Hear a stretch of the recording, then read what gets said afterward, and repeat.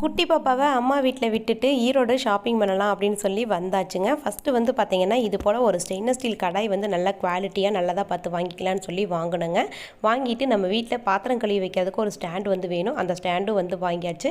இதெல்லாம் வாங்கிட்டு வர்ற வழியில் வந்து பார்த்திங்கன்னா டெடிபியர் வந்து ரோட்டில் போட்டு வித்துட்டு இருந்தாங்க. குட்டி பாப்பாவுக்கு டெடிபியர்னால் ரொம்பவே பிடிக்கும். அவளுக்காக ஒரு டெடிபியரும் வாங்கியாச்சு. மெயினாக ஈரோடு எதுக்கு வந்தோன்னு பார்த்தீங்கன்னா ஏவிஆருக்கு வந்தோம். கொலுசு வந்து வாங்கணும் அப்படிங்கிறதுக்காக. என்னோடய கொலுசு வந்து அந்து போயிடுச்சுங்க. அதனால் கொலுசு வாங்கலான்னு வந்தோம்.